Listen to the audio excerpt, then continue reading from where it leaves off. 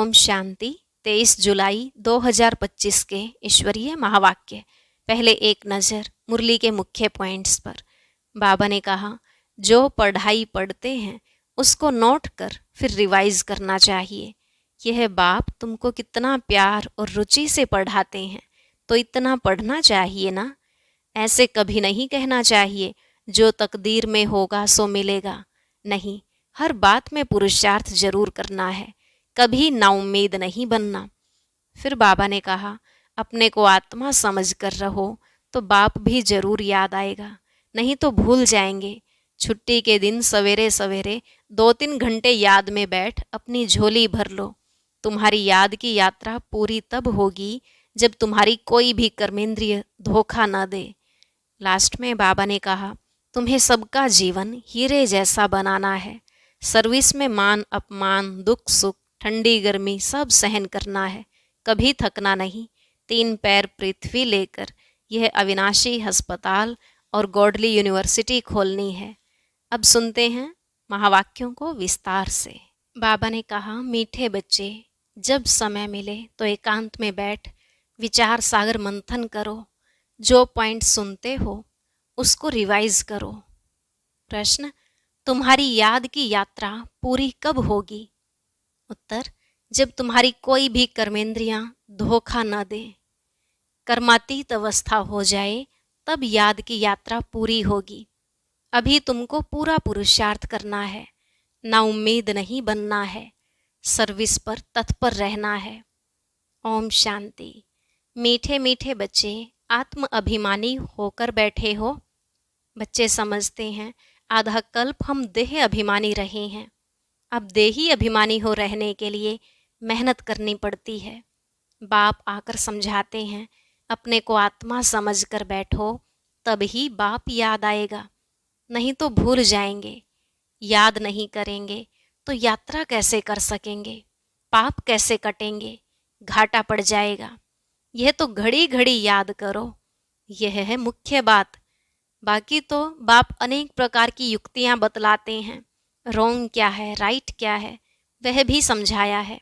बाप तो ज्ञान का सागर है, भक्ति को भी जानते हैं। बच्चों को भक्ति में क्या क्या करना पड़ता है समझाते हैं। यह यज्ञ तप आदि करना, यह सब है भक्ति मार्ग। भल बाप की महिमा करते हैं परंतु समझते नहीं। वास्तव में श्री कृष्ण की महिमा भी पूरी नहीं जानते। हर एक बात को समझना चाहिए ना। जैसे श्री कृष्ण को वैकुंठनाथ कहा जाता है। अच्छा, बाबा पूछते हैं, श्री कृष्ण को त्रिलोकीनाथ कहा जा सकता है? गाया जाता है ना त्रिलोकीनाथ। अब त्रिलोकी के नाथ अर्थात 3 लोक, मूल वतन, सूक्ष्म वतन, स्थूल वतन। तुम बच्चों को समझाया जाता है, तुम ब्रह्मांड के भी मालिक हो। श्री कृष्ण ऐसे समझते होंगे कि हम ब्रह्मांड के मालिक हैं। नहीं, वह तो वैकुंठ में थे। वैकुंठ कहा जाता है स्वर्ग, नई दुनिया को। तो वास्तव में त्रिलोकीनाथ कोई भी है नहीं। बाप राइट बात समझाते हैं। 3 लोक हैं। ब्रह्मांड का मालिक शिव बाबा भी है, तुम भी हो। सूक्ष्म वतन की तो बात ही नहीं। स्थूल वतन में भी वह मालिक नहीं है, न स्वर्ग का न नर्क का मालिक है। श्री कृष्ण है स्वर्ग का मालिक, नर्क का मालिक है रावण। इनको रावण राज्य, आसुरी राज्य कहा जाता है। मनुष्य कहते भी हैं परंतु समझते नहीं हैं। तुम बच्चों को बाप बैठ समझाते हैं। रावण को 10 शीश देते हैं, 5 विकार स्त्री के, 5 विकार पुरुष के। अब 5 विकार तो सबके लिए हैं, सब हैं ही रावण राज्य में। अभी तुम श्रेष्ठाचारी बन रहे हो। बाप आकर श्रेष्ठाचारी दुनिया बनाते हैं। एकांत में बैठने से ऐसे ऐसे विचार सागर मंथन चलेगा। उस पढ़ाई के लिए भी स्टूडेंट एकांत में किताब ले जाकर पढ़ते हैं। तुमको किताब तो पढ़ने की दरकार नहीं। हाँ, तुम पॉइंट्स नोट करते हो, इसको फिर रिवाइज करना चाहिए। यह बड़ी गुह्य बातें हैं समझने की। बाप कहते हैं ना, आज तुमको गुह्य तो गुह्य नई नई पॉइंट समझाता हूँ। पारसपुरी के मालिक तो लक्ष्मी नारायण हैं। ऐसे भी नहीं कहेंगे कि विष्णु हैं। विष्णु को भी समझते नहीं हैं कि यही लक्ष्मी नारायण है। अभी तुम शॉर्ट में एम ऑब्जेक्ट समझाते हो। ब्रह्मा सरस्वती कोई आपस में मेल फीमेल नहीं है। यह तो प्रजापिता ब्रह्मा है। प्रजापिता ब्रह्मा को ग्रेट ग्रेट ग्रैंडफादर कह सकते हैं। शिव बाबा को सिर्फ बाबा ही कहेंगे, बाकी सब हैं ब्रदर्स। इतने सब ब्रह्मा के बच्चे हैं। सबको मालूम है हम भगवान के बच्चे ब्रदर्स हो गए, परंतु वह है निराकारी दुनिया में। अभी तुम ब्राह्मण बने हो। नई दुनिया सतयुग को कहा जाता है। इनका नाम फिर पुरुषोत्तम संगम युग रखा है। सतयुग में होते ही हैं पुरुषोत्तम। यह बड़ी वंडरफुल बातें हैं। तुम नई दुनिया के लिए तैयारी कर रहे हो। इस संगम युग पर ही तुम पुरुषोत्तम बनते हो। कहते भी हैं हम लक्ष्मी नारायण बनेंगे। यह हैं सबसे उत्तम पुरुष। उन्हों को फिर देवता कहा जाता है। उत्तम से उत्तम नंबर 1 है लक्ष्मी नारायण। फिर नंबरवार तुम बच्चे बनेंगे। सूर्यवंशी घराने को उत्तम कहेंगे। नंबर 1 तो है ना। आहिस्ते आहिस्ते कला कम होती है। अभी तुम बच्चे नई दुनिया का मुहूर्त करते हो। जैसे नया घर तैयार होता है तो बच्चे खुश होते हैं, मुहूर्त करते हैं। तुम बच्चे भी नई दुनिया को देख खुश होते हो, मुहूर्त करते हो। लिखा हुआ भी है सोने के फूलों की वर्षा होती है। तुम बच्चों को कितना खुशी का पारा चढ़ना चाहिए। तुमको सुख और शांति दोनों मिलते हैं। दूसरा कोई नहीं जिनको इतना सुख और शांति मिले। दूसरे धर्म आते हैं तो द्वैत हो जाता है। तुम बच्चों को अपार खुशी है। हम पुरुषार्थ कर ऊंच पद पाएं। ऐसे नहीं कि जो तकदीर में होगा सो मिलेगा, पास होने होंगे तो होंगे। नहीं, हर बात में पुरुषार्थ जरूर करना है। पुरुषार्थ नहीं पहुंचता है तो कह देते जो नसीब में होगा। फिर पुरुषार्थ करना ही बंद हो जाता है। बाप कहते हैं तुम माताओं को कितना ऊंच बनाता हूँ। फीमेल का मान सब जगह है। विलायत में भी मान है। यहाँ बच्ची पैदा होती है तो उल्टा मंजा, उल्टी चारपाई कर देते हैं। दुनिया बिल्कुल ही डर्टी है। इस समय तुम बच्चे जानते हो भारत क्या था, अब क्या है। मनुष्य भूल गए हैं। सिर्फ शांति शांति मांगते रहते हैं। विश्व में शांति चाहते हैं। तुम यह लक्ष्मी नारायण का चित्र दिखाओ। इन्हों का राज्य था तो पवित्रता, सुख, शांति भी थी। तुमको ऐसा राज्य चाहिए ना। मूल वतन में तो विश्व की शांति नहीं कहेंगे। विश्व में शांति तो यहाँ होगी ना। देवताओं का राज्य सारे विश्व में था। मूल वतन तो है ही आत्माओं की दुनिया। मनुष्य तो यह भी नहीं जानते कि आत्माओं की दुनिया होती है। बाप कहते हैं हम तुमको कितना ऊंच पुरुषोत्तम बनाता हूँ। यह समझाने की बात है। ऐसे नहीं रड़ियाँ मारेंगे भगवान आया है तो कोई मानेगा नहीं। और ही गाली खाएंगे और खिलाएंगे। कहेंगे बीके अपने बाबा को भगवान कहती हैं। ऐसे सर्विस नहीं होती है। बाबा युक्ति बताते रहते हैं। कमरे में 8-10 चित्र दीवार में अच्छी रीति लगा दो और बाहर में लिख दो बेहद के बाप से बेहद सुख का वर्षा लेना है अथवा मनुष्य से देवता बनना है तो आओ हम आपको समझाएं। ऐसे बहुत आने लग पड़ेंगे। आप ही आते रहेंगे। विश्व में शांति तो थी ना। अभी इतने ढेर धर्म हैं। तमो प्रधान दुनिया में शांति कैसे हो सकती है। विश्व में शांति वह तो भगवान ही कर सकता है। शिव बाबा आते हैं जरूर कुछ सौगात लाते होंगे। एक ही बाप है जो इतना दूर से आते हैं और यह बाबा एक ही बार आते हैं। इतना बड़ा बाबा 5000 वर्ष के बाद आते हैं। मुसाफिरी से लौटते हैं तो बच्चों के लिए सौगात ले आते हैं ना। स्त्री का पति भी बच्चों का बाप तो बनते हैं ना। फिर दादा, परदादा, तरदादा बनते हैं। इनको तुम बाबा कहते हो। फिर ग्रैंड फादर भी होगा, ग्रेट ग्रैंड फादर भी होगा। बिरादरियां हैं ना। एडम आदि देव नाम है, परंतु मनुष्य समझते नहीं हैं। तुम बच्चों को बाप बैठ समझाते हैं। बाप द्वारा सृष्टि चक्र की हिस्ट्री ज्योग्राफी को तुम जानकर चक्रवर्ती राजा बन रहे हो। बाबा कितना प्यार और रुचि से पढ़ाते हैं। तो इतना पढ़ना चाहिए ना। सवेरे का टाइम तो सब फ्री होते हैं, सुबह का क्लास होता है, आधा पौना घंटा मुरली सुनकर फिर चले जाओ।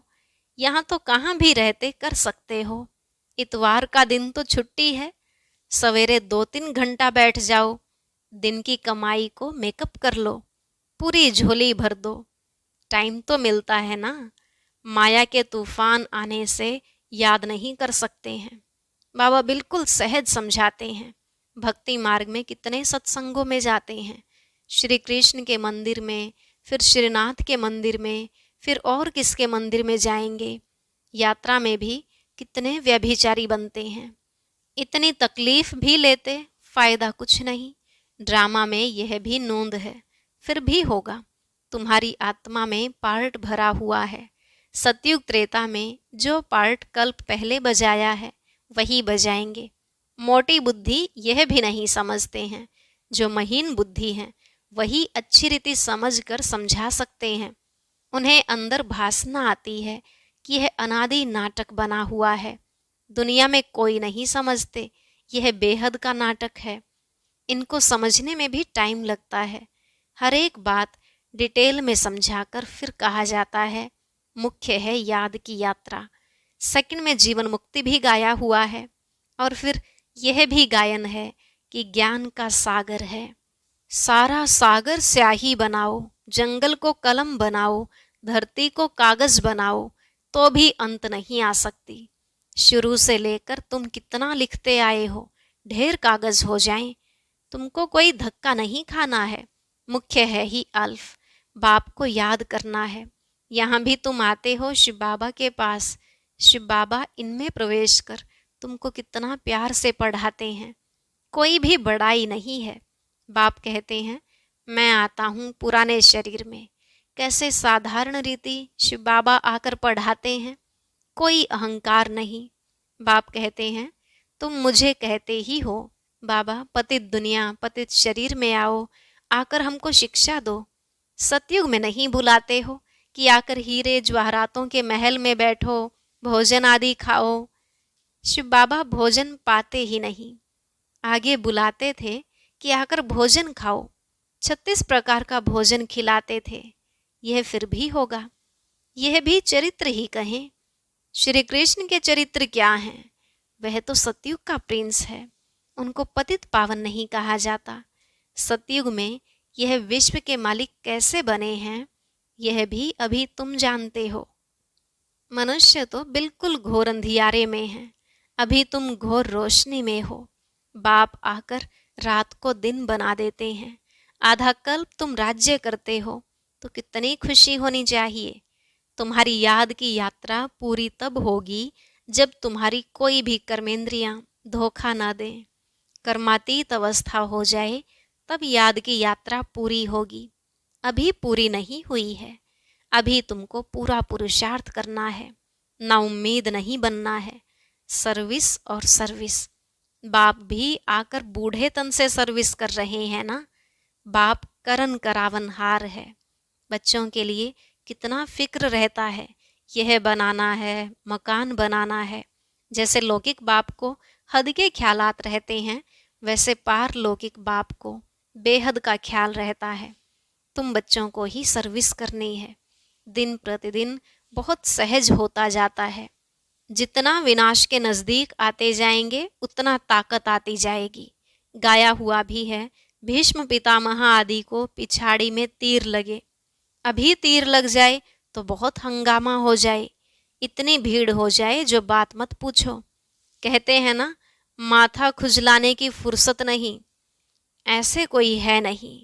परंतु भीड़ हो जाती है तो फिर ऐसे कहा जाता है, जब इन्हों को तीर लग जाए तो फिर तुम्हारा प्रभाव निकलेगा। सब बच्चों को बाप का परिचय मिलना तो है। तुम 3 पैर पृथ्वी में भी यह अविनाशी हॉस्पिटल और गॉडली यूनिवर्सिटी खोल सकते हो। पैसा नहीं है तो भी हर्जा नहीं है। चित्र तुमको मिल जाएंगे। सर्विस में मान अपमान, दुख सुख, ठंडी गर्मी सब सहन करनी है। किसको हीरे जैसा बनाना कम बात है क्या? बाप कभी थकता है क्या? तुम क्यों थकते हो? अच्छा, मीठे मीठे सिकिलधे बच्चों प्रति माता पिता बाप दादा का याद प्यार और गुड मॉर्निंग। रूहानी बाप की रूहानी बच्चों को नमस्ते। रूहानी बच्चों की रूहानी बाप दादा को नमस्ते नमस्ते। Good morning. शुक्रिया बाबा, शुक्रिया। धारणा के लिए मुख्य सार। पहला पॉइंट, सवेरे के समय आधा पौना घंटा बहुत प्यार व रुचि से पढ़ाई पढ़नी है। बाप की याद में रहना है। याद का ऐसा पुरुषार्थ हो जो सब कर्मेंद्रियां वश में हो जाएं। दूसरा, सर्विस में दुख सुख, मान अपमान, गर्मी ठंडी सब कुछ सहन करना है। कभी भी सर्विस में थकना नहीं है। 3 पैर पृथ्वी में भी हॉस्पिटल कम यूनिवर्सिटी खोल हीरे जैसा बनाने की सेवा करनी है। आज का वरदान, सच्चे आत्मिक स्नेह की अनुभूति कराने वाले मास्टर स्नेह के सागर भव। सच्चे आत्मिक स्नेह की अनुभूति कराने वाले मास्टर स्नेह के सागर भव। बाबा ने कहा, जैसे सागर के किनारे जाते हैं तो शीतलता का अनुभव होता है, ऐसे आप बच्चे मास्टर स्नेह के सागर बनो तो जो भी आत्मा आपके सामने आए वो अनुभव करे कि स्नेह के मास्टर सागर की लहरें स्नेह की अनुभूति करा रही हैं। क्योंकि आज की दुनिया सच्चे आत्मिक स्नेह की भूखी है। स्वार्थी स्नेह देख देख उस स्नेह से दिल उपराम हो गई है। इसलिए आत्मिक स्नेह की थोड़ी सी घड़ियों की अनुभूति को भी जीवन का सहारा समझेंगे। स्लोगन, ज्ञान धन से भरपूर रहो तो स्थूल धन की प्राप्ति स्वतः होती रहेगी। ज्ञान धन से भरपूर रहो तो स्थूल धन की प्राप्ति स्वतः होती रहेगी। अव्यक्त इशारे, संकल्पों की शक्ति जमा कर श्रेष्ठ सेवा के निमित्त बनो। जैसे सत्युगी सृष्टि के लिए कहते हैं एक राज्य एक धर्म है, ऐसे ही अब स्वराज्य में भी एक राज्य अर्थात स्व के इशारे पर सभी चलने वाले हों। मन अपनी मनमत न चलावे, बुद्धि अपनी निर्णय शक्ति की हलचल न करे, संस्कार आत्मा को नाच नचाने वाले न हो, तब कहेंगे एक धर्म एक राज्य। तो ऐसी कंट्रोलिंग पावर धारण कर लो, यही बेहद सेवा का साधन है। ओम शांति। अब सुनते हैं आज का अव्यक्त ज्ञान मोती। इसके लिए ऊपर दिए गए बॉक्स पर क्लिक करें।